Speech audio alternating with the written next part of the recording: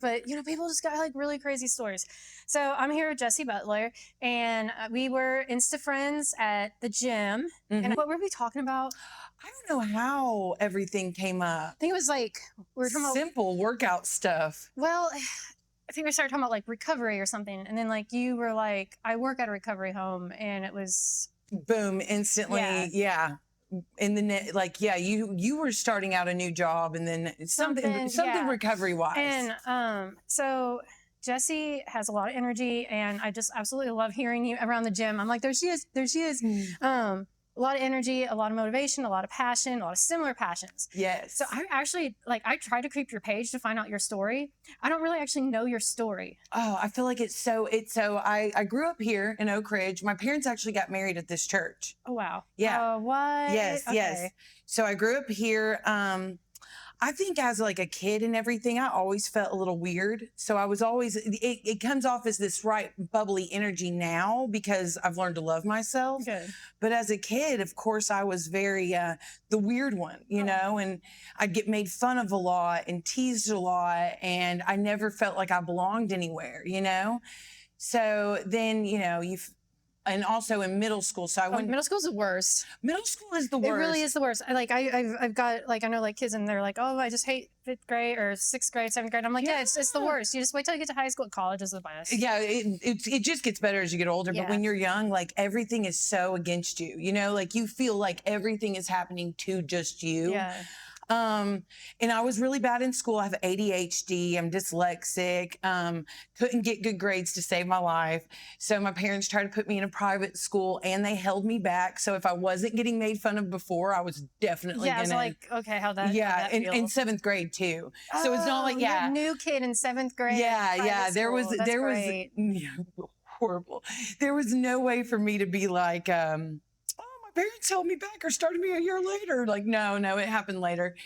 And also it was middle school. So my mom, I grew up in a family that drinking and partying was like how they did everything, you know, and I saw nothing wrong in it. It was like something you do. Like when Christmas comes around, you drink a certain drink, like everybody gets together and drinks. When there was games, everybody drinks. Like, it was a very normal thing. And it was in middle school that my parents let me know that my mom had Hep C and she was also a heavy drinker, so cirrhosis. I took it, real personally because when she continued to drink, even though knowing that the drinking would affect her as a child, I took that as like, you don't love me. You don't love me. I'm not worth it to stay around for, which was never the case. Yeah. But as a child, again, it was heavy. It was right before high school. I think and I would do anything for attention. You know, I wanted all the attention all the time. So I would do like absolutely, the wild pranks and these and the jokes and all of this. And then right before high school, I learned of male attention. Oh no. Oh, it was horrible. Yes. And deep down, I think even as a kid, like I've always craved to be loved. Like I always wanted. Did you have that. a positive relationship with both your parents? I would have to say, of course, when I was growing up, I was the victim and it was all like, no, like how could they have done this to me? Yeah. And I took it. But now that I've done some healing and some work, I know I did. But again, growing up, I felt like I didn't. Yeah. They were very much in love and they had each other. And I felt like the oddball out, you know? So, but I also hate to think that I'm a firm believer in I was born an addict. Like even before like the family stuff and any of that stuff, like even when I was a kid, like Halloween candy, I gorgy. Like I just would make anything addiction. I love chocolate. I do too. Like I didn't even like chocolate growing up, and then I discovered chocolate later in life, and it's bad. It's never left me. I've loved it from day one. I loved it last night. Yeah. I love it every time. I remember my dad being like, I looked under your bed and I found all these wrappers, and I'm ooh. But yeah, I always had it in me, I'm assuming. But in middle school, then I learned male attention right before high school. And I jumped probably like right even before high school started, smoking pot, drinking. And it wasn't like I eased into it. You just went like, immediately into it. So where I felt like I was such a loser through middle school, elementary school, I became a freshman in high school. And because I was, drinking and partying, I started hanging out with like the seniors and the older kids. Me and another friend, like we had So like you felt accepted. You felt cool for the boom, first time. exactly. Yeah. And then all of a sudden the boys liked me because You when get tons of boy attention. male attention, and especially when you're getting, and it's nothing that I felt good about inside. Like looking back, I know that like my soul wasn't happy. But then when you drink, you think you are happy. Like it feels like you're happy. I got my first DUI at 16. I ran my car through a house. What? Yeah. Oh man, you nailed that dude. Yeah. And listen, I wouldn't even have gotten pulled over, or like I probably could have ran out of the car if I had any kind of sober thoughts. But I drove past the gas station that we called the cop stop with my airbags flying out of the car. Man. They pulled me over and like, ma'am, what did you hit? And they said I was like, I think a tree, but it was a house. Wow. Yeah. So started there. And honestly, what's crazy like about it is it was so extreme and it lasted for so long, you know? So I had some teeth issues and I went to a dentist and I got my first prescription of pain pills. Do you remember what kind? Percocets. Oh, and snap. he also told me to chew them. Yeah. My dentist was definitely my first drug dealer. And yeah, it was bad. And then my parents, weren't paying. And I don't think that they knew. Well, because it's a prescription, especially like not that long ago. It's like, well, it's prescription. It's prescription. It's prescribed. I mean, my dad was getting my prescriptions out and bringing it. So you just crashed into a house at 16. Yes. And then you had dental work at what age? It was about right the same age. Geez. Yeah. It was in high school. I started the pain pills in high school from a dentist. Yeah. And so you got one prescription. The first one, one prescription, but he would write me the prescription if I just got my teeth cleaned. He was my legal drug dealer. Yeah. And I think the first time I got the prescription, I did the 2, got sick. I did 2, chewed them, got sick. And then me and the guy I was dating at the time took the entire prescription the very next day. And you know what is so weird? This is how I know I'm an addict. I mean, I knew with all the other stuff, I have evidence everywhere. I live in that Not evidence. on your Facebook. I tried. Really? Yeah, I didn't. I was like, what's her story? Oh man, I am, because of this personality, I think that it's very manipulative. So people, when I was in really active addiction, would be like, well, she's so great. And Yeah, she's so fine. happy. She's doing great. She's doing wonderful. But I was bad. But yeah, started with the pain pills. Me and an ex-boyfriend took them all and I would throw up. And that's what my like goal was. Like, I remember all through my, You want to push. I wanted to be so high that I was just absolutely vomiting everywhere. As far to the edge, even over as you can possibly get. Absolutely. Like it's same with drinking. Even when I drank, like I never had nights that I like just had a few drinks. Like I drank until I blacked out. Yeah. Every night. So, and I like to think that God loves me so much that everything's extreme for me. Like there was never like because if I could have juggled it, I would have juggled it.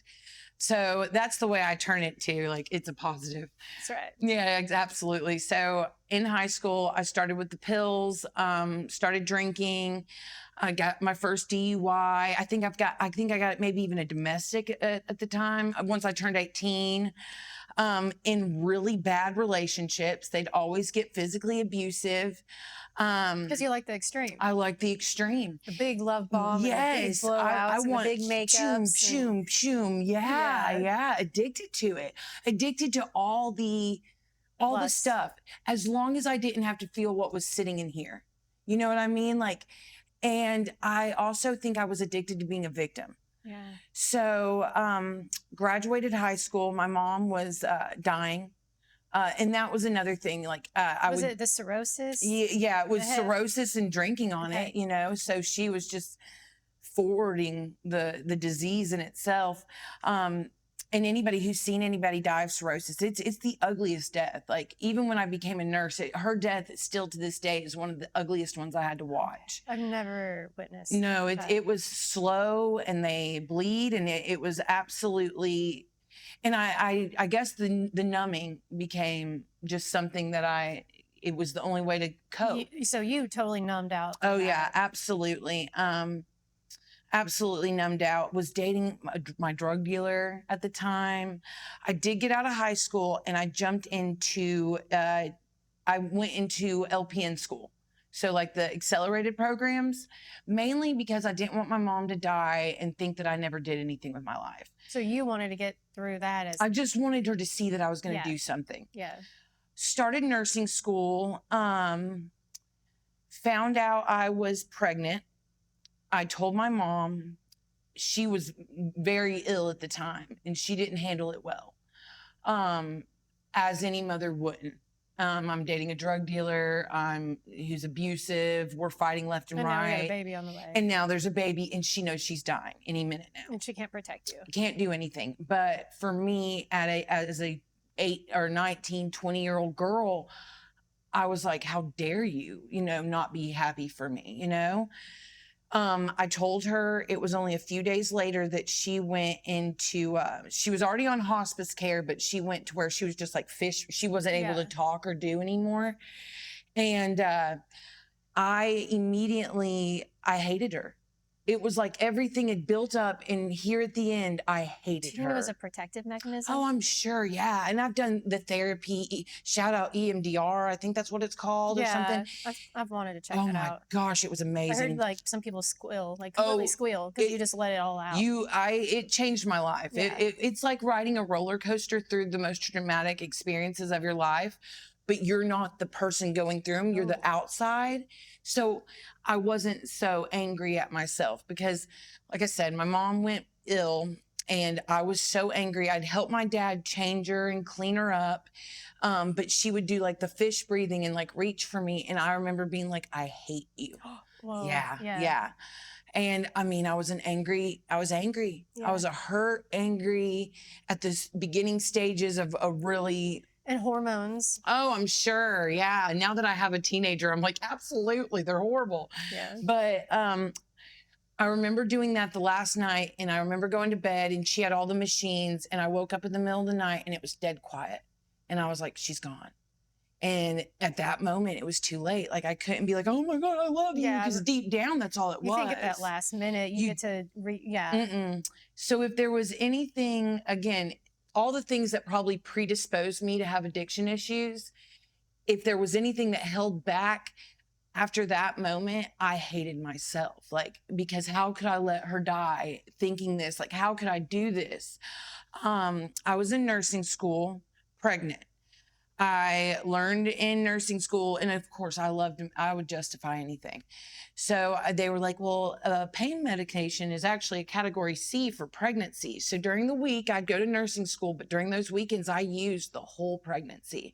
And I'm really adamant about saying like the worst parts of my story, because I need everybody to understand that because of this program and because of like my relationship with God, my relationship with a sponsor, the fact that I work these steps, like I'm able to say the darkest things I've ever done without a lick of like judgment on myself. To see somebody else needs to hear this. I know a lot of women that struggled with addiction during their pregnancy. They don't talk about it. And so other women that are struggling with that, they don't talk about it. In fact, they just hide and use. And it's like there are women that you can talk to that you can relate to. Yes. And that that's the beauty of everything recovery, is it takes our darkest, worst moments, and if we do the work, it turns those into like purpose for other people and ourselves. Like, it's such a beautiful thing. So like I make sure to let everybody know, like I used that pregnancy, like and I justified it in every way, shape, and form. Well, if my respiratory rate doesn't go down, then the baby's does. I mean, anything I could. Yeah. I was in a super abusive relationship with the father. There were moments in abuse that like it were so extreme that I just now like it just seems like a weird memory. Yeah. But I had her, and it was just like they say in the movies, that automatic like, this is mine, this is her, this is mine. I tried to do sobriety, at least off of the drugs. I've never wanted to be sober off of alcohol, but I mean, of course it was easy to be like, hard drugs are bad. I tried, but I failed every time. So in my addiction, I got my nursing license, It all and looks good. I it all mean, looked on so good paper. on paper. And it looked well. And I would use, and then I'd take my daughter on these great nature hikes and to Dollywood. And I remember I got so messed up one time at Dolly Splash Country. I passed out in the lazy river, like, and I remember going to the bathrooms of these things. Like I did everything on paper to look like the best mom, you know? And and there were so many bad things though that would happen because of the drug addiction. So I had some arrests that happened. I had, all these things. And my favorite saying during my active addiction, which is so funny now, is I would be like, well, when it rains, it really just pours on me. I'm just one of those people that when it rains, it pours. And then, like, looking back at it, I'm like, I don't think it was pouring as much as you were stepping into the wetness. Like, Yeah, you you would were running choose this. puddles. I'm jumping in puddles at this Yeah. point. I had all these things like my mom dying, abusive relationships, And the trauma. the It traumas. sounds like trauma after trauma after trauma. And then you Mhm. use a coping mechanism, then you rack up more traumas. Yeah. And well, the thing is my trauma, I was addicted to it. Yeah. I loved the trauma. I picked friends that I knew were going to hurt me. I picked men that I knew were never going to, Roller coasters. yeah, because then it felt like I had this backpack on and all my traumas were these bricks that I got to keep in my backpack. And anytime somebody expected me to do better with myself, I could be like, Yeah, I went through this. I went can't through do this. you do Yeah. this, like this is hard, and it was that I loved, or I felt. When you sit in crap for so long, you get comfortable sitting in crap. To be clean would be terrifying, In the chaos. Yeah, I loved it. I loved it. It gave me something to complain about. So I sat in my addiction with my daughter, became again a nurse. Best part about being a nurse and an addict is they hand you the keys to the narcs. So I worked a lot of jobs, and this is another like hitter for my story. Like, and this is something I have to own publicly, is I stole meds from dying people. I stole meds from people's grannies and grandmas and stuff if I needed them, And at the core of who I am is a very caring and loving person. And I remember when I finally went to rehab and the first therapist like pointed out, like, you did this. And it hit me like so hard how many people I've probably hurt, out of wanting to just use. Yeah. But again, I have to own it and say it because I am both people. I am the person that if I'm actively using, I will steal your grandma's pain pills. But I'm also the person that when they're sober will answer the call at 5 a.m. and try to get you help, or I personally take care of whatever I can to help somebody. So I am both people because there's two sides to every coin. Yeah. But keys to the narcs, working as a nurse, and I did a really good job of hiding it. So I would say I stayed in a really heavy active addiction for 10 years. Pretty much my whole daughter's childhood, I was high for. I could tell different stories. I got arrested a few times, once in a bikini. I do not recommend. My second DUI was in a wet bathing suit. Worst part about that, by the way, is if you get arrested and you go to jail, whatever you're wearing when you get out of jail. So cold too. Yeah, it's cold. Two, you have to sit in booking with men and women. Like, can you imagine like me? Like, I think I was like maybe 24, it's usually 25. really cold in there too. Yeah. So and like I'm in a wet swimsuit, bikini. Yeah. Yeah. The comments were just absolutely. But the worst part is after you sober up and you get bailed out, you have to put said wet bikini back on and walk out of the jail. So it was, I would love to say that's my low. It was not my low. Like, it's never the lows that you think are going to be. But I stayed in active addiction for 10 years. The first time I went to treatment, somebody had robbed me and I was sick and I was miserable, and I saw a commercial and they were like, call this number. And I was like, okay. And I called it and I went to my first rehab, and I think it was right after the 2016 election. I remember that. Um, 2016 was a wild year for it me. was a wild year. Man. Isn't that like around the books for everybody? 2016, hands down. Nuts. It's my jailversary. Oh, really? Yeah. Yeah, then yeah. Yeah, next month is my jailversary. Oh, well, congratulations. Yeah. It's the weirdest things we celebrate. Yeah, But well, I I don't love know that I them. celebrate it. I just try to put light on it. We could celebrate it this year. I'll get you a Okay. cake. Thank you. we Really? You really promise? should. Okay. You tell me the Yes. date after this, and Okay, I'll I make sure to will. get a Oh my cake. gosh, I love Any you. reason to eat cake, and I'm We'll bring it to the gym. Yeah. people are like, "What are we celebrating?" I was like, "She's lifting more weight than normal." That's right. She's doing a really great job with her squats. That was actually great. But yeah, 2016, wild Wow. year. Well, see, and on social media, everyone's doing this comparison. Mhm. And so the first time I heard about it, and then, but I'm wondering Never if would I go it must back. have been a really wild year for everyone, because why are we comparing? Why is it 2016 where Yeah. we're going That's what back you just to? talked about, like, you wouldn't believe where your low points are, and I'm like, 2016, and then Check. you said 2016, I was like, sold. Yeah, that one actually is definitely a Yeah. low one. Yeah. First rehab, 2016, man. And I fell in love with it, honestly. Like after like the first few days, fell in love with recovery. Because like I said, like all my life, I never felt accepted. And here's a bunch of addicts and we're all talking about our problems. Everyone's so cool. I was like, this is my people. But I did what almost everybody loves to do, their first rehab experience, and I got a boyfriend. Oh, good. Yes. And you didn't wait a whole year. I didn't wait. I Oh, didn't do a program. I trauma bonded with a man. Perfect. Yeah. And of course he was from Florida, because where are your rehab boyfriends ever going to, they're always from Florida, I think anyways. But yeah, I got a boyfriend, got back home, did the sobriety thing, the recovery thing a little bit. Like I would go to meetings, but I was like, I'm not going to get a sponsor, you know? I probably put a few months together and then relapsed.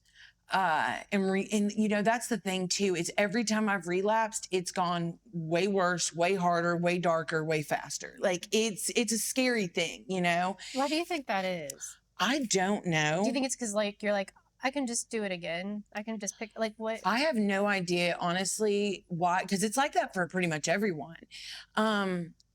Again, in my head, I like to be like, because God loves you so much, he's trying to get you back in the rooms, That's you right. know? That's Like right. that's what I like to think it is. But I think it's something internal, because you learn so much in rehab, and you learn that this isn't okay. And it's like when I'm in active addiction, there's no way, I do not have the personal choice of not using anymore. Like but taking that first drink or drug, that is a choice. But there's been so many times in active addiction, I'd be at the ATM crying. I remember one time I was on my way to get something and I was crying to God to give me a sign, and I hit a bird, and the bird like blew up on my Oh, car. man. And I was like, oh, I'm going to need this to be a cow, God. Like I'm going to still get it, you know? There was no ability for me to be like, put it down. I don't think I had that, you know, until I, you know, got clean. And now then once you get clean, that pickup is you know? So I don't know why it went so bad, so fast. I tried another rehab stint, got out, relapsed again because I didn't do the program. I did that. And then my last time, my drug addiction was getting pretty bad. Fentanyl was getting out. Oh, So at the end of I got really lucky. I stayed on the opiate but path. you never got into fentanyl. I got a little bit right Okay. there at the end. I was starting to dabble in the heroin, fentanyl stuff. And at this point, this is also pretty important for me, because at this point, I did not decide, like I wasn't going to be sober. Like it was in my head that I was going to find a way to get it prescribed to me, you know, the Suboxone route, the methadone route, one of the two. I would figure that out. But getting sober and clean was Wasn't never agenda. even a registered thought. And I started getting more reckless the more I was, you know, and finally I was working a job, and I mean, I was so reckless. And you're still nursing. I was still nursing this whole time. Yeah. No one had caught me. This like years of doing this, and no one had caught me. That's crazy, because, like, in the nursing field, you would think that people would notice those types of signs. Or do they want to? I don't think they want I to. don't think they wanted to. My mom had an opioid addiction to prescription pills, and she was a nurse. She was an RN, Mm, and she knew exactly what to do and yeah. exactly what to say and how to talk to doctors and how to bounce around. And nobody wants to, especially again, this personality is like, I was so eager and happy to help and do all these things. So people were like, you know, it's fine. Yeah. There were a lot of people that knew me personally, and like, you know, I had a lot of friends that OD'd and died and stuff. So the death toll, like, and that was a big thing, you know? So, and you would have thought that that would have woke me up. But every one of them that died, I used their death as an excuse to use. Yeah. Every single person that passed away in my active addiction, I used their death as an excuse to use more. But yeah, I finally got caught though. And I knew that it was coming. Like, I just knew. And I was dating the rehab boyfriend. Oh, I was gonna ask, where's Florida? He's still there. Okay. So this is how many years in? You guys are. We stayed together, I think 2 or 3 years. Okay. 3 years after my first rehab, I finally got busted at my job. They called me to come in. He drove me because I thought they were going to arrest me. And I remember going into the office, and the boss loved me, you know, because I picked up all the shifts. I did all these things. Yeah. And he was like, what is this? Expecting me to give him this great detail. They were just, I was signing people's names out, signing meds out, just doing reckless stuff. I would order things from the pharmacy, and then when the pharmacy would bring, I would throw away the sheet that they delivered and steal whole cards of like a whole month's supply of, you know, whatever. Patients died and you're supposed to throw things away. That was all me. I was stealing all of that. So he called me in, and I'll never, like, at this point, I'm completely defeated. And he was like, what is this? And I was like, I'm a junkie. Like, I just said it straight to him. I was like, you said that. I said the exact words, like, I'm a junkie and you hired a junkie. And he was like, oh, what? And he gave me the opportunity to self-report to the state. Which was a godsend. Yeah, I just got bumps. Yeah, he really helped me out. It turns out he has addiction in his family. I think that me being just open about it, and I was just like, I've been doing this for a long time. So my last rehab stint is really important for me too, because it was not by choice. All my other rehab stints were by choice. This was, you go or you lose everything. My dad at this point was, I mean, pretty much raising my daughter for me. Were you upset about it? Like, were you like, I don't really want to go? I did not want to go. Okay. Had no interest in going. Used up into the doorway. Yeah. Did not want to go. And I finally went. At this point, I was in the trenches of poor me. Like, this was all poor Jessie. All my friends are horrible or they're dead. And my family, almost everybody is dead. And my dad doesn't understand. Like, I mean, it was just poor me, you know? And I went in, I was sick as a dog. They gave me a book that talked about how to heal your traumas or your wounds or something like that. I forget. And of course I'm jumping, and I was bored. So I was reading this book, and it was like, oh, and an abandonment wound. How do we heal this? And it was like, you write a letter to your younger self. And so I'm like, oh yeah, poor Jessie. Like, I'm going to write younger Jessie a letter. And as I was writing this letter, my daughter looks identical to me. And she does. Yeah. Good, lucky girl. But I was writing this letter to younger me, and then it hit me that everything that had been done to me, I was doing to her, but worse. Like, I have some molestation stuff that happened to me when I was younger. And because I was so busy getting intoxicated, like, I can't confidently say no one touched my daughter, you know, because I was getting blackout drunk with people over all the time. Now, she hasn't said anything and there's been no signs, but still, you know. You just started to really think. The abuse. Like, I used to, I was verbally, and I was so hard on my daughter. Like, I remember trying to brush her hair when she was little, and she would be like, ow, it hurts. And I would be like, shut up. Like, because I was sick. And I remember I would take her for drug deals all the time. I'd be like, meet me at the park. You know, like, I put her in so many horrible. You didn't think about it. But as you're writing this letter, you're almost like when you're writing little Jessie, you were seeing her. It was her. It hit that I had became the monsters that I was so angry at. Everything that I had hated. Isn't that how it always happens? It is.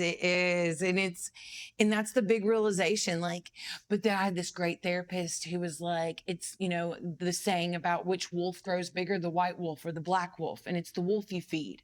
So my parents did give me some negative things at times. That you fed. Yeah. The I was feeding the negativity. Like I was feeding the worst parts of my story. Like life is going to hand you life. And at this point in my life, I was so focused on all these horrible, awful things that happened to me. There was not a lick of gratitude in me, So you couldn't feed the other side. I wasn't feeding. Yeah, no, I that's was a really good analogy. It really was. It kind of shaped it for me because I had to I went to the same therapist I went to, and I was like, what do I do? I realized that I'm the monster. Like, but this was at the third rehab. Mm-hmm. And it was like a few do you think weeks this one in. was better? Oh, it was way better. I will also say that it's like you got traction pretty quick. Yeah, and also it was I had to pay for this rehab. The other ones, insurance had covered those. They were a little bit cheaper. This one was you were kind of didn't really have a choice. I didn't have a choice. The state was making me I had to go to one that had a professionals program to keep my nursing license. Okay. So I had to go to a nicer rehab. And of course you could get clean. I know people that get clean at, if you have TennCare, you can get clean. I mean, I work with a TennCare facility, So, and it is what you make it. Right. But still, this one, and then maybe it was the lows that I was at, because all the other times, like there was still like this glimmer of I can do something. And at this point, I was just so defeated, and tired. Like all addiction is like you're living the same day over and over and over and over and over again. Like all the years that went by, I did nothing with them. Go to work, come home, go to work, come home, go to work, come home. Say you're having fun. There's nothing really that you're looking There's forward not to. a lick of, there's nothing in your soul. And it was like the same thing too when I thought about all the bar friends that I was losing. Like, and I could go to the bar and I'd be the loudest one in the room, laughing the loudest, but not one of those people gave it about me. They weren't showing up for visitation. No, and they didn't show up. Yeah, they didn't care. They were calling me a junkie behind my face, or behind my back. Yeah. Like they weren't my friends. They were just drinking buddies. Party. Yeah, that was hard to give up too, But yeah, and then so the therapist, when I came to her crying and I was like, I'm the monster. What do I do? She was like, you can start with your pleases and thank yous. And I was like, what? And she said, every morning you say please to God, and double points if you get on your knees. Oh. And, early on in recovery, it was like, please help me not leave today.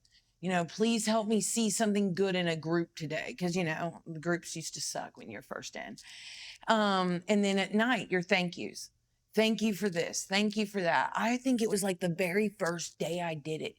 There were things I felt and could see. Like it was like the minute I asked God to show up, God showed up. Yeah. And I could feel it. Had you really reached out to him? And never. I do not come from and I don't consider myself religious as much as spiritual. In my family, we didn't grow up with that. And I just want to point out, like, the fact that we're at this church kind of chokes me up because it's crazy because, Yeah, it is. So it was how this whole thing happened when we had discussed at the gym about doing the podcast, and I was like, girl, I don't know where to have this. And she reached out to a mutual friend, Matt, and Matt was like, you can have it at the United Methodist here. And then you mentioned at the beginning of the interview, your parents got married. Yeah. It's like and then circle. What? I got God bumps. Because it is God. That's the best part about all of this. This is a divine. It is a divine thing. And that's it. Like the beauty of it all is like the worst parts of my story. Like I now don't look at as these horrible things that happened to me as much as awakenings. And it was God shaping me to be a better tool for the purpose for others, And your purpose. Go ahead. So you started working at Journey Pure. Was that the first place? First time working in recovery was Journey Pure. I had a few years in recovery before they hired me.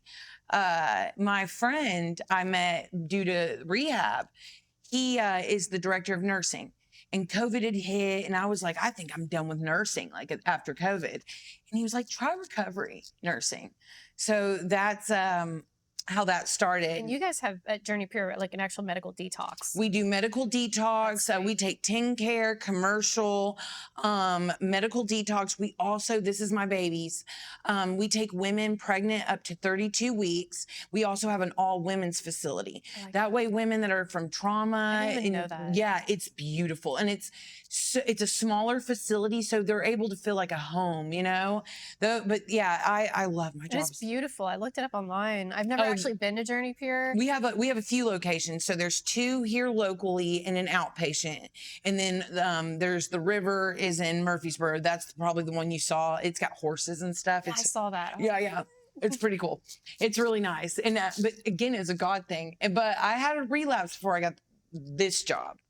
So in rehab, did the work, got out, fell in love with recovery. Of course, the boyfriend fell off. All the friends fell off. I got a sponsor. I worked the steps. I loved recovery. Got my first year clean and sober and decided I'd finally date. So I got with my now ex, and it was a beautiful relationship. And the blessings that they talk about in the room started coming in, you know, and I dropped my recovery. Like I started only going to maybe 1 meeting a month. Maybe this, maybe that. I was working at Journey Pure as a nurse. So I was like, well, this is recovery, you know? We decided that we wanted to have a baby because I missed all these things with my daughter. So I wanted to have this baby, and we had our son, and he's autistic.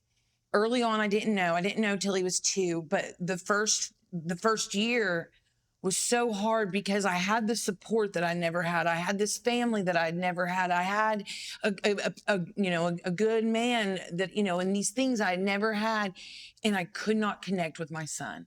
So then those core wounds of you're like the same thing that happened with my mom. I was gonna say that's a familiar feeling for you. It's probably very triggering. It was extremely like there's something wrong with me. You know, it's because here's all these outside things. So the common denominator is that there's something sick inside of me. Because who can't who can't connect with their baby, you know? And I couldn't connect right. He got diagnosed at 2. I was working. My relationship started to decline. It got toxic quick. And they say that the first thing you put before your recovery is the first thing you lose. And it happened to me. Mm-hmm. And I don't know that if I'd have stayed in recovery, if the relationship or what would have happened. And again, anything that's happened is what God needed to happen for me to be here today. So, I was working at Journey Pure, and I had bar friends that I wasn't willing to get rid of come over, and I was like, well, it's not pain pills. It's just drinking. And you know what? And also, I used to see my addiction as this little gremlin you had to starve. Like I literally would physically, like I'd see it in my head as like this little. Instead of talking to it.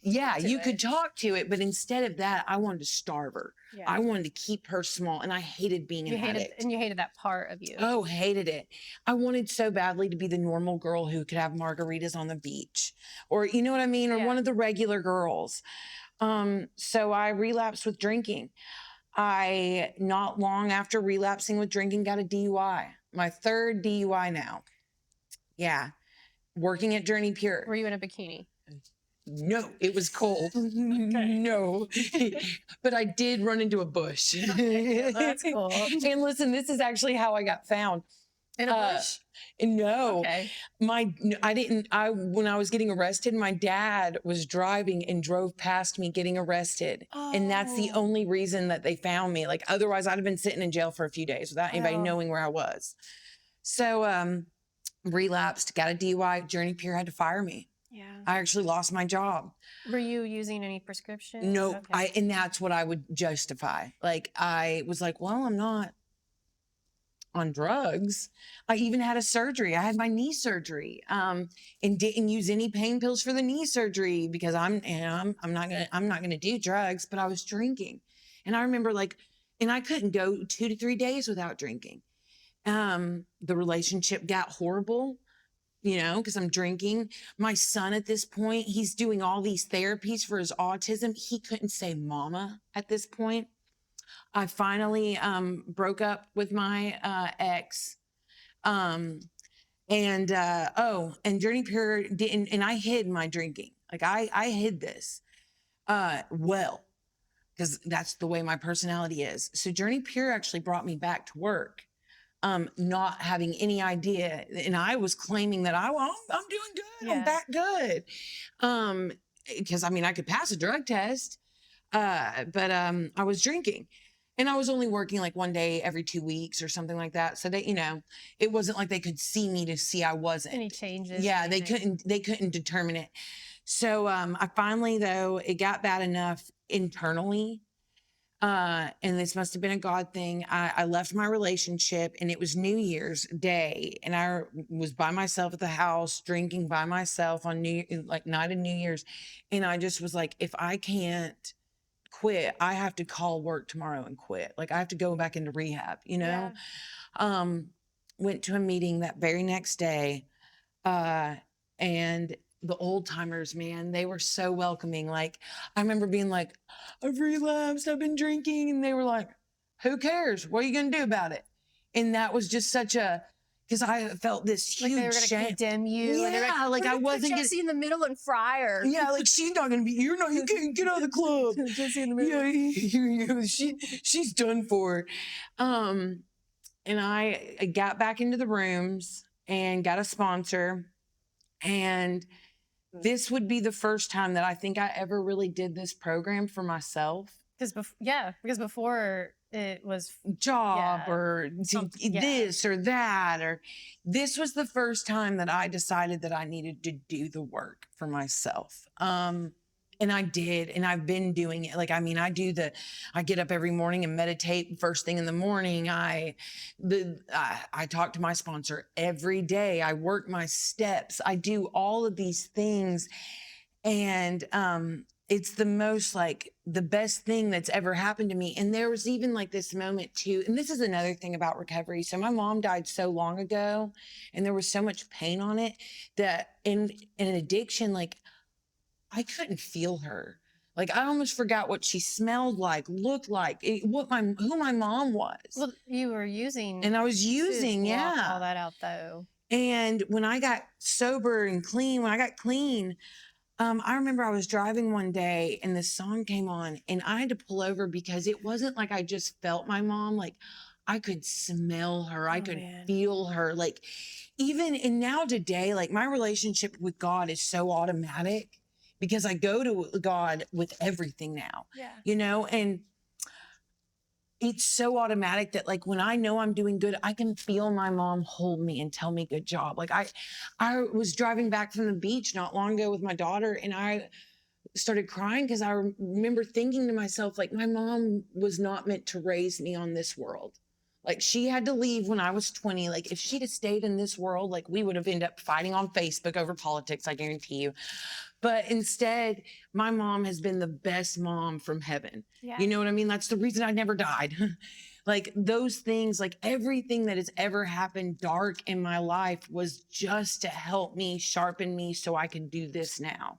So it had to be that bad. It had to be that bad. Those relapses. You had to. Yeah. All like your passion about the pregnant women, all those things. If it was any less, it wouldn't have been as big. It wouldn't have. I wouldn't be here now. Like, and so I do have a wonderful boss at Journey Pure, and I guess I always joke, and I'm like, she basically came in and said, Jessie, you talk a lot more than you work, so here's this job instead. So now that's like exactly what I get to do. I get to go around and get people to go into rehab. I get to go tell people, like, even at their lowest. And that's another gift that I think God gave me, is like, I can truly see somebody at their worst, and I see a beauty in them. Like there's not one person, even when I was a nurse in the facilities, and even now, and I've talked to some people that are like, oh, and I've tested it. I've been like, I promise you there's something lovable in you. Yep.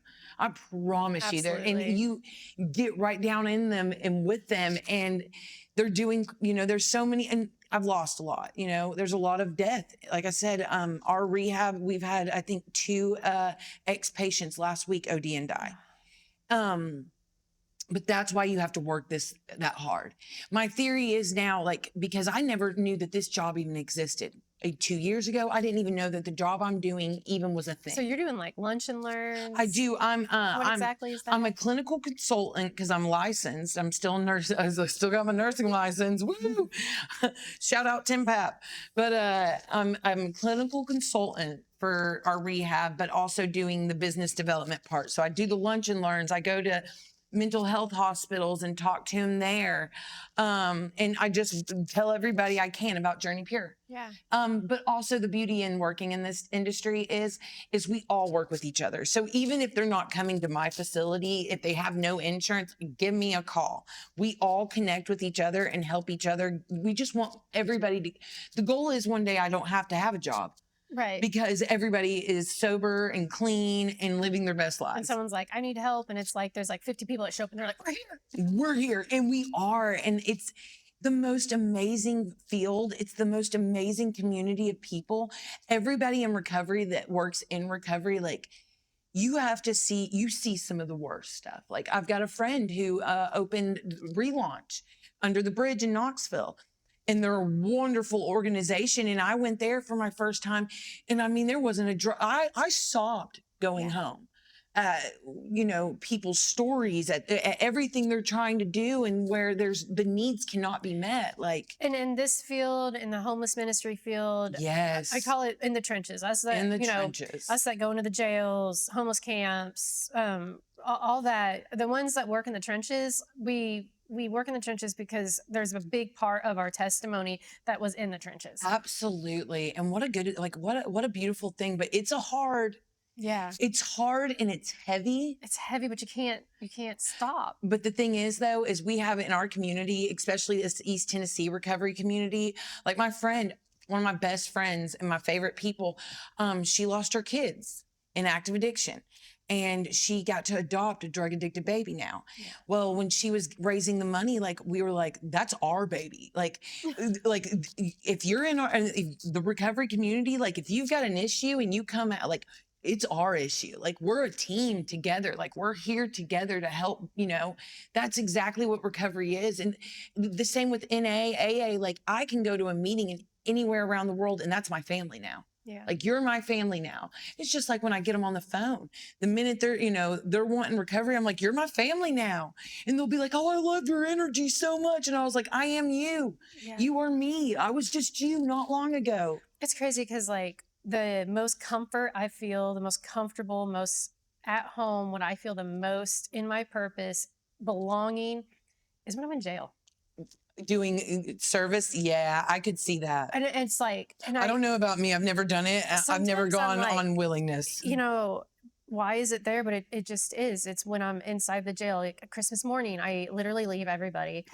And it's not, but it's I go in there almost every week. Yeah, and especially holidays. Like I can't not go in. Like there's just something about it. Yeah, the world stops.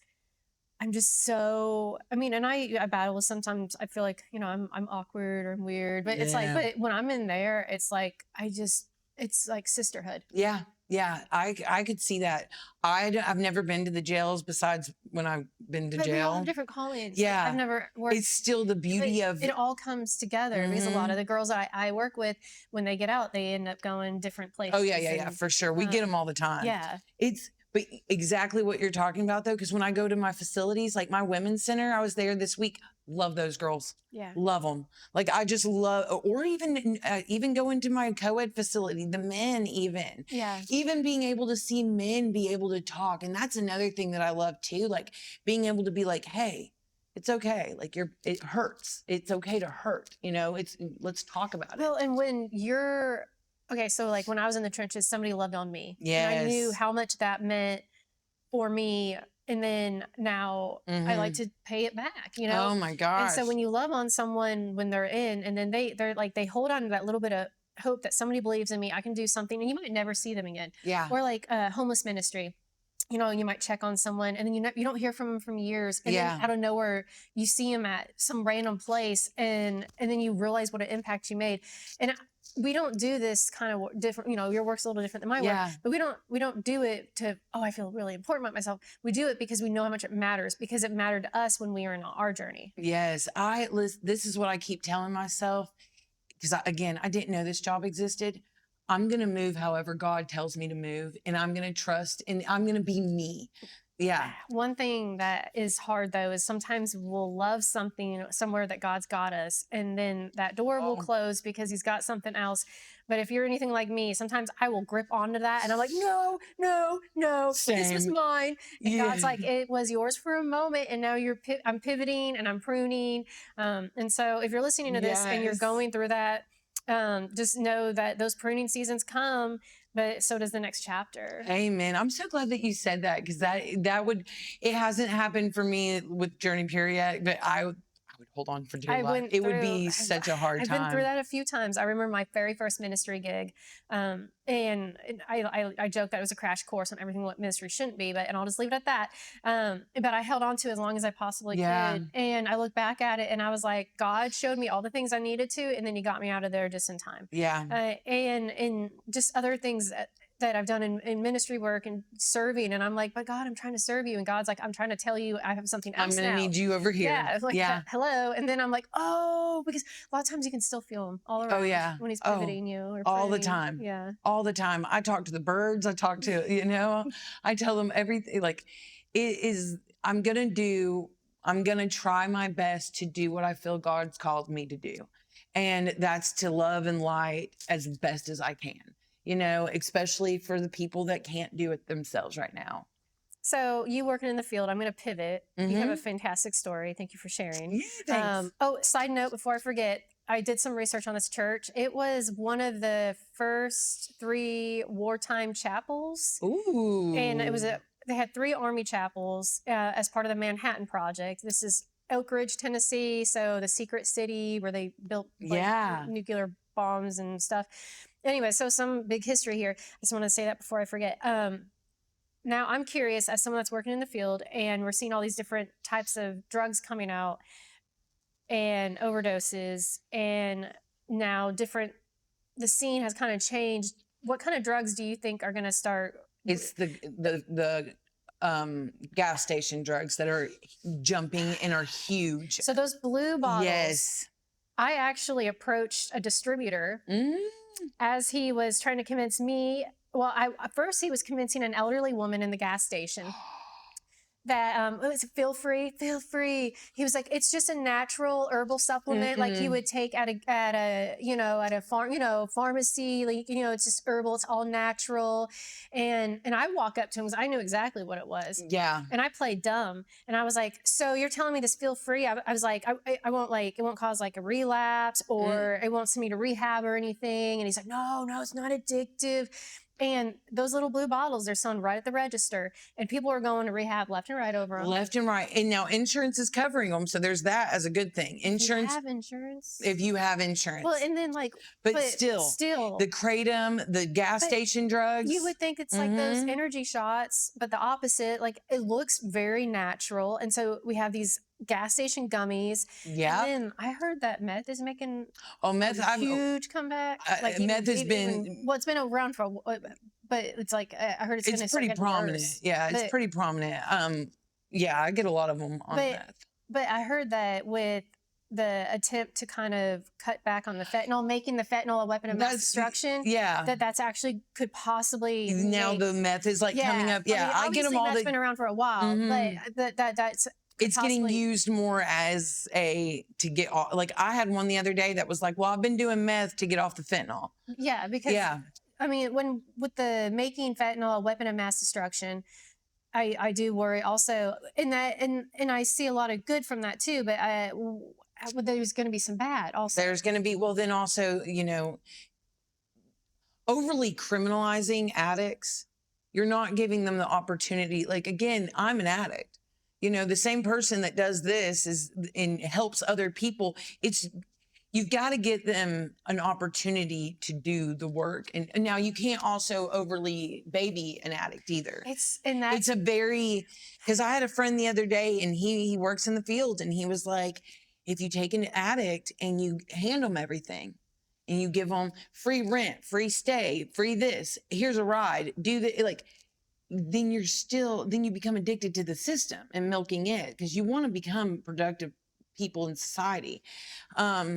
Yeah, the laws and making that when I first saw it, I got really excited. I was like, oh, good. But then I started thinking more, and I was like, I'm right there with you. Oh, I mean, there's pros and cons to it both. And then and I think it's obviously like if we can get fentanyl out of the communities and limit it, but people are still going to want something. So are they going to go back to making more meth? Are they going to find something else? And then also you think about this too, because they're also taking away a lot of resources to like mental health resources and stuff. Because I think they just lost a lot of people have lost grants here recently too. Okay. So without the mental health, and then are they cutting Narcan? Do you know? I have no idea about that. Okay. Our Narcan distributors have been great. Okay, cool. So because like I know Narcan's really helped with reducing overdoses, but there's always like even if you can get a grip on one substance and then like another one reemerges.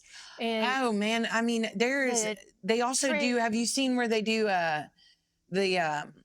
what is it? Nitrous. Nitrous is wild to me, and you can buy it legally. What? You buy it, and the thing is like at first I was like, I compared it to like dusters from when I was a kid, but I had a girl when I was still a nurse that was addicted to nitrous.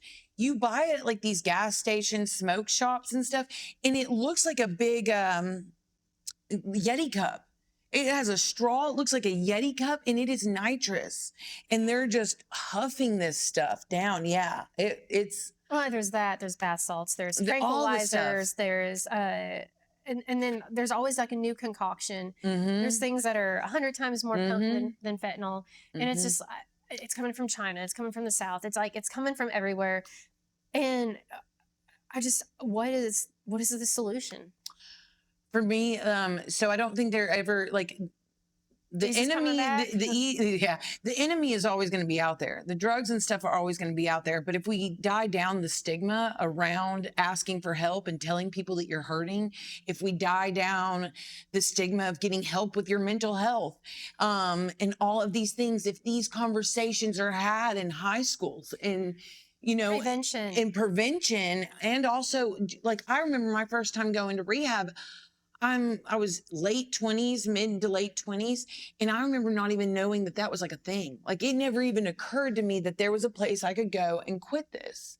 So getting out there, doing what you're doing and having these conversations and all these things is massive, and just letting people know they have a place to call. Well, and then the generational aspect of it. I mean, I grew up where mom's purse was like a walking medicine cabinet. Absolutely. And she had a liquid form, pill form, stuff rolled up in the cabinets. She had everything. And a lot of it generational, you just grow up and you're like, that's fine. That's fine. And now we're seeing multi-generational. When I'm at the jails, I see a lot of times moms locked up with their daughters, and so sometimes I help at in depth. That's like when kids get caught with vapes and stuff at schools, but I'm seeing that their parents sometimes don't even care, like that they're smoking pot and just different things like that. And if it starts at that age, and so is even high school is that even too late? Oh, I mean, I definitely think it could start earlier, the conversations. My daughter, poor thing, I'm so like, it's in your gene, like you understand, like it could happen, da, da, da, da, da. And we're so open and honest. I mean, but again, that doesn't keep me disqualified. Well, yeah, and I try to talk to the kids all the time, especially on the right way to school. They're like, oh, here she goes. She's talking about drugs again. It's like drugs and jail and everything like that. Yeah. Because I just try to, sometimes I try to share stories, you know, with giving dignity and just saying that like, it could happen. It could happen. All it takes is one time. Yeah, it is. It's a thing. I mean, the enemy's so big and the problem is so big. I don't know if there is, I mean, of course there needs to be better legislation. I would speak on, of course there needs to be like, I mean, the kratom stuff, like some of the things could just be, we should there's no reason for that. There's absolutely, access. yeah, no reason to have access to any of that. So, say someone, they're like, well, all I do is smoke marijuana. Well, there's fentanyl and everything. So then they're like, well, I'll just go to the gas station. Where maybe otherwise, maybe they would have tapered off it. Yeah. And some of those gas station drugs that's like, oh, it's just gas station pot. It's really not even that. It's like some weird stuff, some synthetic Catnip. stuff. Yeah. And like, it just makes you kind of super weird. I mean, I don't know how to describe it. I've had my own past and smoking, good pot, bad pot, too much of the same pot. Yeah, absolutely. People say it's just marijuana. Well, I mean, it makes you almost go into like a psychosis or something. They definitely and can. They are not all equal. But I will, I'm to a point in my life, and I used to advocate, well, pot's really good for PTSD. I no longer feel that way. I feel that THC and trying to maneuver the dark thoughts that come with PTSD, they don't go together. You might think that you're taking the edge off for a couple of days, but if you're really struggling with some mental health stuff, you can actually get stuck. Just from my own lived experience, while using THC, you can get stuck in these really dark cycles over and like you just can't get out of it till you get off the pot. See, I wouldn't know.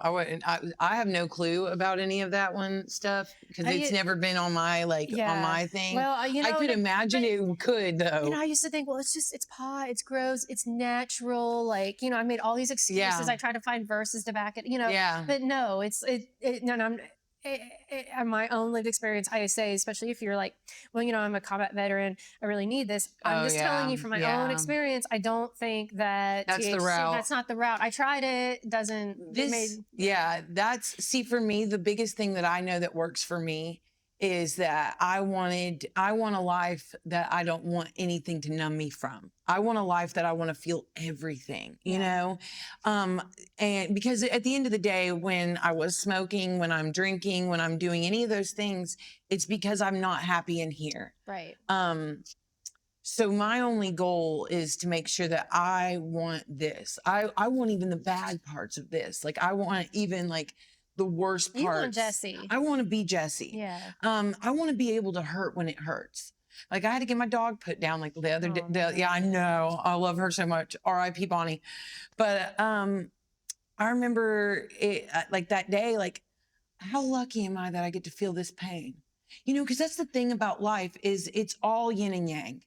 So every time you're numbing the pain, like even the worst pain, like now, even when I go through the worst, you're numbing the good too, but even the worst pain is just proof. Because again, yin and yang and the pendulum will always swing. Like that is rules of life. So even the worst pain is proof of the good I'm going to have or the good I had, and it'll come back around. Like I'll get my turn. So valleys in the mountains. I won't judge anybody who uses, I don't have any PTSD. I've never, been to war. Like I've never done anything. I've seen some stories and read some things that pot's done great things for. Cool. If that's my working, own walk though, I thought it was doing good things. I was lying to myself and it didn't actually help at all. I just lost my keys all the time. I was a key loser. Yeah. Oh man. For me and my family, for my kids, for my people around me, for my recovery, the way that the way I want to do it is I want to just be me. Yeah. Like and honestly, if anybody's met me, this personality is enough. Like you shouldn't really be mixing drugs with this. But like, I want my kids to be themselves enough that they don't want to numb it. Like, I feel like we live in a society where it's all about numbing though. It's so hard to feel. I mean, the screens, everything. Oh, that's my addiction. But screen time and online shopping. I've gotten really bad. So I'm the since worst. I launched this podcast, I started this Facebook page for it. And I mean, I was like, all I do is walk around and scroll now, and I have got to get it in check. I know, I'm working on it, so I have no room to talk because I have got to do better. Yeah. And I'm like, I should be reading instead of I also hate it that I'll see something on like TikTok or something, and then when I'm discussing it with somebody, I'll say, oh, I was reading. Oh yeah, because you're like, and I'm like, I was never reading. No, I just saw a post about it. But no, and that's the thing though, is it hurts to feel. It's scary to feel. It's hard to feel. And that's a generalized problem. So how do we do better. I would think, you know what, honestly, if I had one hill I would like to die on, I think we should be teaching emotional maturity in schools. Regulation. Or emotional regulation, Yeah. emotional, That's like my word right now. Yeah, that learning how to take a deep breath, that's a huge one. If people could learn, when your anxiety, you know how many times in the rehabs, I'm like, have you taken a breath? They come into the nursing and they're like, I need a pill. I need this for my anxiety. Let's just breathe. Yeah. All right. And nothing's wrong with needing medications to help, but learn those simple skills that honestly we should be teaching in elementary school, middle school, and high school. Instead of ignoring the kids having these anger outbursts or punishing them, like you should teach kids. And the thing is I said this to a teacher and she got so mad at me at the gym. She's a teacher at the gym. But she was like, that's on the parents. Parents ain't going to do it. Like, some people don't, these parents are worked to death. They're working 50 hours a week trying to pay the bills. They're miserable. No one taught them how to emotionally the regulate. Entire dynamic of just life is not where it should be. I mean, how in the world can you spend the proper time with your family and talking with your kids and talking about emotional regulation and talking about all. Yeah, it starts within. So you have to do it for yourself first. My daughter, when I was going through the breakup with my relationship before we ended, my daughter was in middle school and she started struggling with talking about self-harm. I mean, mental health issues. All right. I spiraled at first. So they're doing studies now about, I told you I was going to cut you off. No, I'm okay with it. Yeah, no, go for it. Oh gosh. That cell phone use at an early age is increasing suicide by like 750%. Yeah, she didn't even have a phone at this point. She didn't have a phone for a long time. She's like, we're late bloomers on the phone. Yeah. She only got a phone this year and she started high school. So she was doing this without a phone.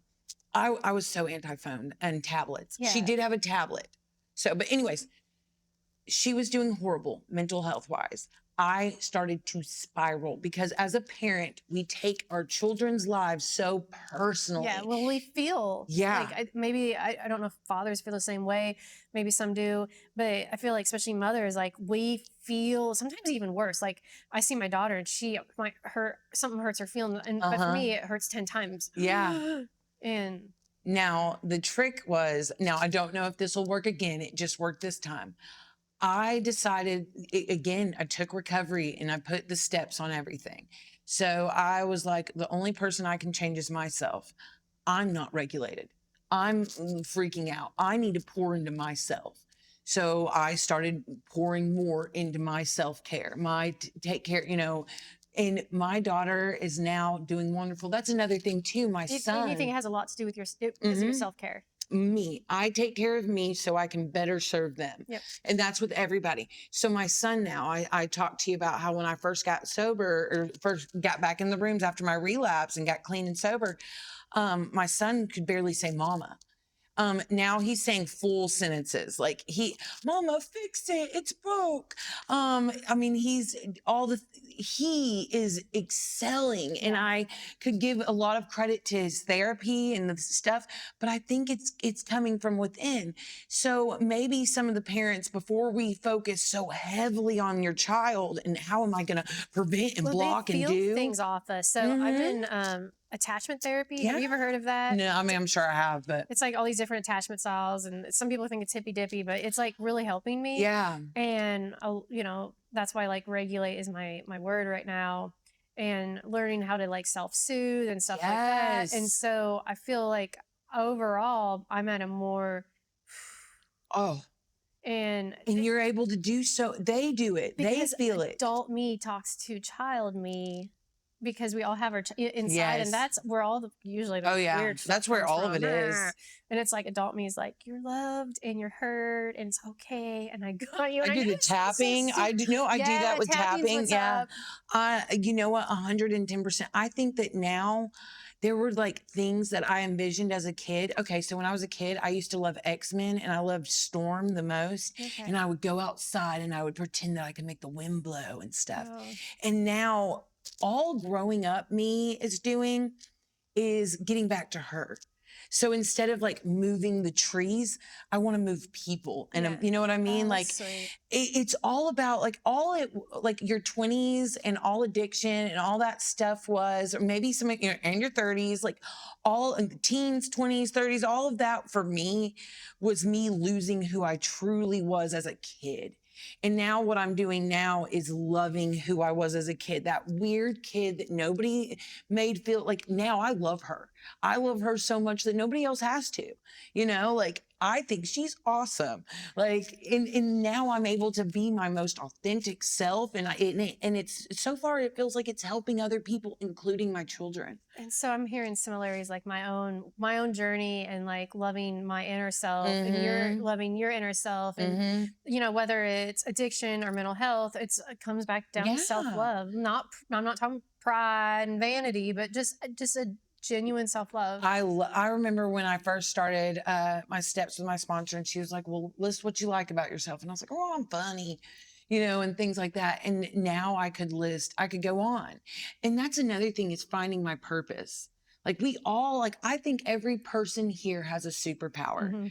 We all are given a superpower. Like mine is going to be different than yours. Like it's just like where like you go into the jails, and when we're in our purpose, we glow. We glow. When I'm in the jails, literally, I can't even think about anything negative. Yeah. I can't. I'm so present. I'm more present there than I probably am anywhere else in life, and I'm just so there. I can't really describe it. Yes.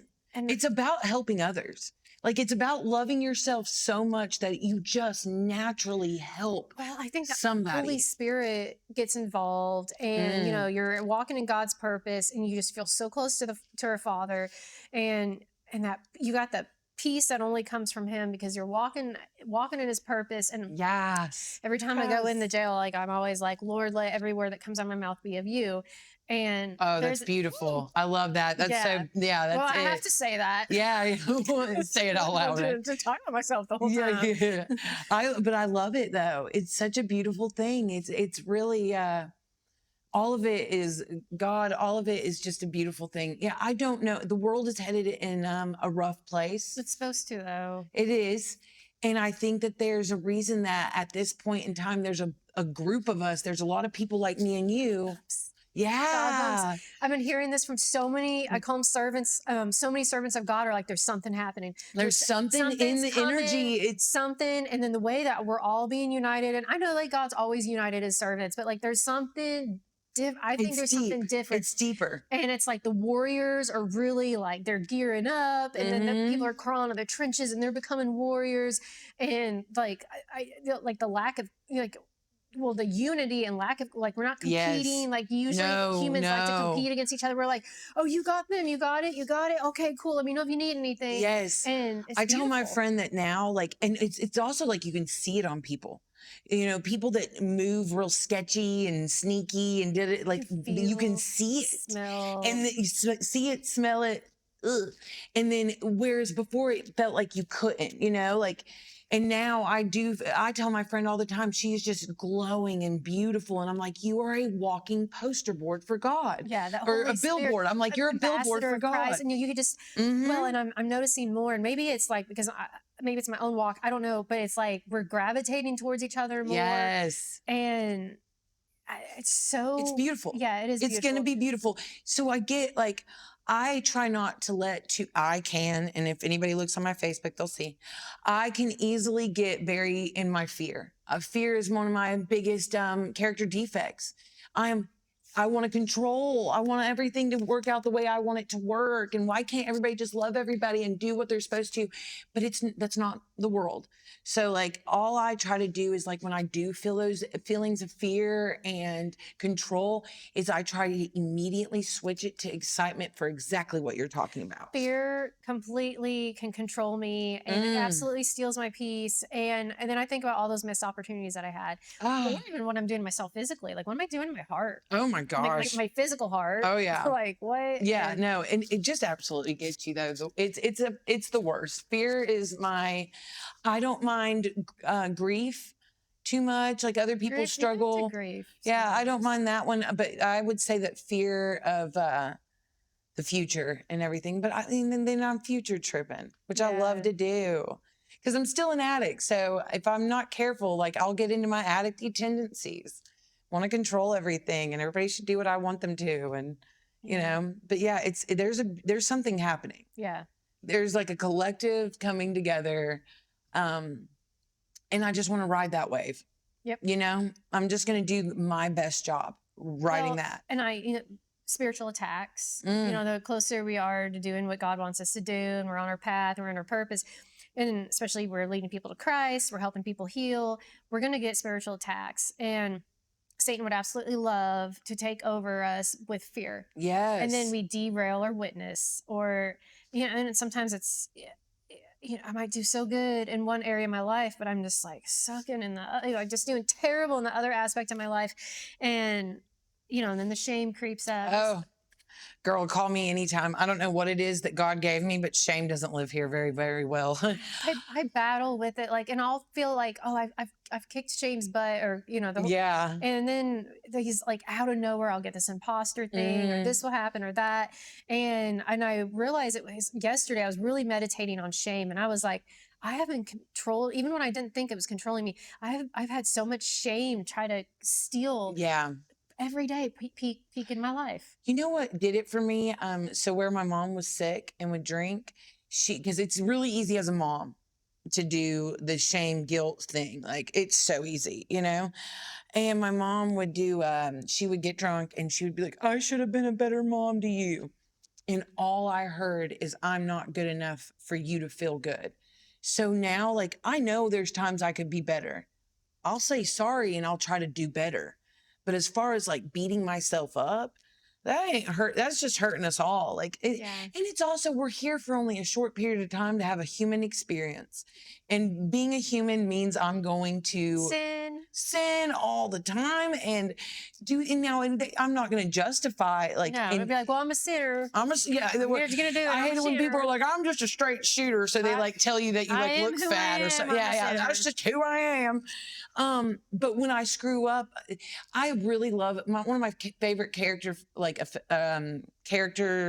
personality traits or whatever it is I love it when people admit they're wrong and they're like, I'm wrong. Teach me. I love a good apology. Not receiving one. I love to give one. I tell the girls at the jail all the time, I was like, this is like so many of us crammed in one area. Just please, a lot of times in my prayer, when I end, I was like, I just pray that everyone just forgives each other, one another, like immediately for the trespasses that we commit on each other. That's great. That's beautiful. There's been times I've done things and I'll just wait for that opportunity to see that person, and I'll like run into them at the store, and I'll like walk right up to them, and I'll just be like, I am so sorry, and for something, and they know what I'm talking about, and they're just like, it's okay, and I'm like, no, it's not, I'm like, it's okay, no, it's not, and it's just like, then you're better than me. There's a freedom in just running up to someone. Now, when you apologize, it can't be two-sided. Like, well, I'm going to apologize to you, and then I'm going to say a but. Like, I'm sorry I did this, but it's got to be I'm sorry. With you're right. Don't even leave an opportunity. They can chase you down and say sorry if they want to. But I think I'm actually on that step right now. Oh yeah. I'm about to. Right on. Yeah, it'll be interesting. Yeah, I love apologies. They're freedom. It's a beautiful thing. I'm glad that you can. I'm the worst. I started sharpening that skill a couple of years ago. Didn't really have a choice. Like, I was Good carrying job. way too much. I was like, I need to start giving out these apologies that I owe. See, I'm like, that's how I feel about like the shame thing, or being like, oh, I'm like, am I gonna look bad or look weird? Yeah, I've been arrested in a bathing suit. Yeah. I think at this point, I've been walked out of a job for stealing pills. Like, at this point, like, I think that I'm just going to run with it. I was telling a girl the other day, about a month ago, I was like, she'd relapse and stuff. And I was like, girl, you're strengthening your testimony. And she's like, I love that. I'm holding on to that. That's actually a beautiful thing to say. You're strengthening, because, that's another thing is when I relapsed, I had 3 years and some change. And I mean, I see people all the time. They're like, I threw it away. You don't throw anything away. Yeah. It's just what your story is. Like, you can make this your last relapse. Like, God praise that that was my last one, but Well, and we need stories like that. We need all these yeah, stories, and everyone needs to share their stories. And like, it's one of the reasons with this podcast, it's all different. It's not just recovery. It's yeah, mental health. It's life. It's grief. It's trauma. It's hope. yeah. It's jail. It's It's God life. though, and we're God's children, Yeah. and we're just Doing the best we can. trying to figure And it out. hopefully the right people. And that's another thing is Yeah. getting rid of the wrong people. Like I hold on to people. More like that was a big thing for me is I wanted to hold on to certain people. And it might not only be someone that's like, oh, well, they were a bar friend. I'm not even just talking about like No, those it clear can- as day influences. I'm talking about just a toxic people that make you feel like you're hard to love. Yeah. Like that was my thing is I was surrounded by people because again, I got a wild personality and I'm a lot. Okay. I know that I'm a lot. And that's one of my core wounds is like being told that I'm a lot. But the right people will come. Yeah. And it's that story about like the little boy who believes so heavily in God that he goes outside with the umbrella, even though it's like a drought. And they're like, he's like, we prayed, God will deliver. Like I believe as long as like I do what I think is genuinely the best, God will deliver. And he so far been showering. Yeah. It's not always what I want it to look like. Well, that I had to come to grips with some things. It was actually Thanksgiving Day, which was kind of beautiful. I was come to grips that life isn't what I thought it was supposed to be. It's not how I thought I wanted it to be, but it is how it is. There's a beauty in it. Like I wanted the family and I wanted to mold and have these certain things. And my family is me as a single mom with 2 insanely healthy, wonderful, unique, amazing children. And I'm happier than ever, like it's also the same thing with like when you get clean and sober, you don't get to pick who your story saves. Like I wish it would have saved, certain friends. I wish that certain people would want this life too and see me do it and, come with me. But it's not how it's supposed to work. It might be the stranger, that I don't really know. And that's the thing about when you work in your field or my field. Yeah. You might be a part of someone's testimony and you might never, ever Don't even ever know their name. Maybe forget their Even name. if they ran up to you and they're like, you're a part of the testimony. And you're like, who are you? All the time. But there's people that are a part of my testimony. I've tried to track down. Yeah. And I don't know that I'll ever see them. Or don't even know their names too. Yeah. Like I remember there was the person who does what I do, like that talked me into going to rehab and didn't give up on me. Like I have no idea who he is. Yeah. I hope he's doing great. Yeah. It's a beauty, but that's the beauty of this world and being on this planet. Like it's so easy, especially with the times, to get into the negative. And I really think that us following and diving into the light is the key. What you were talking about, which wolf do you feed? Exactly. Which wolf do you feed? That's the one that grows the biggest. Whoever you're feeding is going to grow the biggest. So I'm trying to feed my light. You know what I mean? I'm trying to keep me growing in a light. And does that mean I won't get out of here? Somebody cut me off and me, flip them off and scream? Maybe. And, I'll readjust and we'll come back around. Pray about it.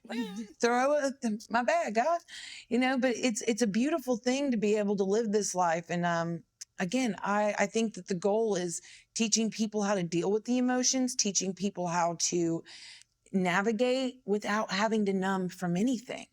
And then the substances, they could keep pushing them out. They can come from Hong Kong I think at this point, anywhere else. Like it's not going to stop.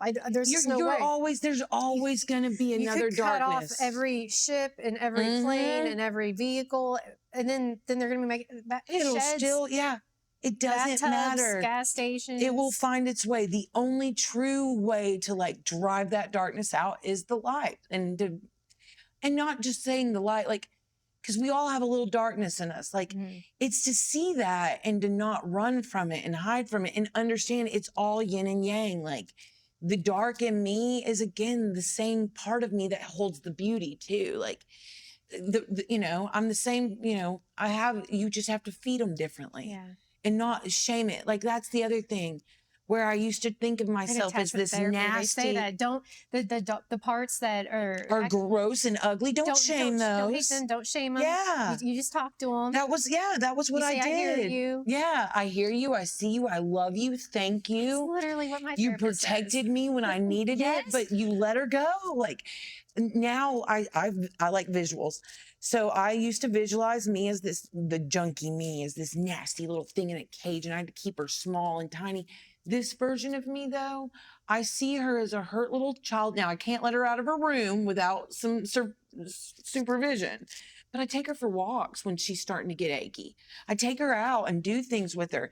For me, what that looks like is helping other people, going outside into nature, disconnecting from my phone for a bit, and Being alive. being is what I'm hearing, alive. Just being alive. Being alive and loving her and doing the things that they teach us, like the tapping and the self-affirmation, all those things. Like, they can be so dumb to you if you don't do them, but when you do them, you're like, okay, it worked.